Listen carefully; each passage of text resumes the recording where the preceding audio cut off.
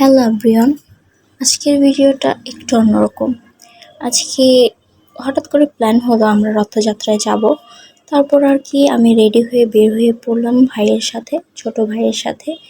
আর এই ভাইটাই আমাকে অনেক জায়গায় ঘুরতে নিয়ে যায়। তো আমরা ঘুরতে বের হয়ে পড়লাম, আজকে রথে যাব। আমার কাছে খুবই ভালো লাগতেছিল, সকাল থেকেই মনটা খুব ভালো ছিল। তাই ভাই বলা মাত্র আমিও রেডি হয়ে পড়লাম। আর আজকে আমি তেমন কোনো সাজগোজ করিনি, একটা শাড়ি পরেই আর কোনো রকমের সেজেগুজে বের হয়ে পড়েছি।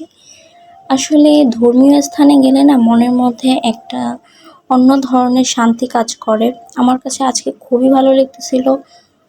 মানুষ যখন খুব খুব বেশি ডিপ্রেশনে থাকে তখন দেখবেন সৃষ্টিকর্তাকে ডাকে, কেন জানেন? তখন মনের মধ্যে একটা শান্তি বিরাজ করে। তো যাই হোক, আমরা চলে আসলাম জগন্নাথে দেখতে। জগন্নাথের রথযাত্রার সামনেই আমরা নেমে পড়লাম। তারপর এখানে দেখি অলরেডি একটা রথ বের হয়েও পড়েছে। তারপর আমি চিন্তা করলাম যে ঠিক আছে, যখন এসে পড়েছি মন্দিরে কেন প্রণাম করব না। তারপর এসে মন্দিরে এসে প্রণামটা সেরে নিলাম। আর আজকে মানুষ ছিল, মানুষের প্রচুর ভিড় ছিল, চারদিকে অনেক মানুষ ছিল। আজকে মন্দিরটা এত সুন্দর করে সাজিয়েছে, দেখুন আমার মাথার উপর কতগুলো বেলুন দিয়ে সাজিয়েছে। আর এইখানে পূজার সমস্ত কিছু পাওয়া যায়। আপনারা যারা পূজার ডালা অথবা পূজা দিতে চান তারা অবশ্যই এখান থেকে নিতে পারেন। বাসা থেকে আর না আনলেও ক্ষতি নেই, আপনারা এখান থেকে সব কিছু কিনতে পারবেন। এখানে সব ধরনের সব কিছু পাওয়া যায়। এই মন্দিরটাতে সব কিছুই রয়েছে। এটা হলো স্বামীবাগ ইস্কন মন্দির এবং এর পাশেই 2 মিনিট হাঁটলে হচ্ছে লোকনাথ মন্দির। আমরা লোকনাথ মন্দিরে চলে আসলাম। এই মন্দিরে আমি অনেকবার এসেছি, আজকেও আসলাম ভাইয়ের সাথে। ভাই নাকি এই মন্দিরটা চিনতই না।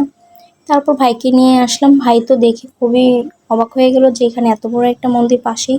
তারপর আমরা রথযাত্রা বের হয়ে পড়লাম। আজকে এত পরিমাণ রোদ, এই রোদের মধ্যে রথযাত্রায় আমি গিয়েছি। ভগবানের আশীর্বাদে আমার কোনো খুব একটা খারাপ লাগেনি, তবে একটু ক্লান্ত ছিলাম। সকাল থেকে ওইরকম খাওয়া দাওয়া কোনো কিছুই হয়নি। তারপর আমি বের হয়ে পড়লাম এই যে জগন্নাথের রথ নিয়ে। দেখুন আমার পিছনে কত মাতাজিরা আসতেছে। রথ নিয়ে যেতে যেতে আমাদের প্রায় 3টা থেকে 6:30টার মতন বেজে গিয়েছে। 3টা থেকে আমরা বেরিয়ে পড়েছিলাম। তারপর আসলাম আমরা ঢাকেশ্বরী মন্দিরে। এসে দেখে আমার পায়ের মধ্যে বড় বড় কতগুলো ফোস্কা পড়ে গেছে, আমার পা চলতেছেই না, এত পরিমাণ ব্যথা করতেছিল, আমি কোনোভাবে হাঁটতে পারতেছিলাম না। রাস্তার মধ্যে বেরিয়ে একদম বসে পড়লাম। তারপর ভাই আমার মন ভালো করার জন্য ঘুরতে নিয়ে আসছে, আমাকে ফুল এটা সেটা কিনে দিচ্ছিল। তারপর আমরা বাসায় চলে আসলাম। আর আজকের দিনটা আমার কাছে খুবই ভালো ছিল, খুবই ভালো ছিল। আসলে ঘুরলে মন ভালো থাকে। বাই বাই সবাইকে।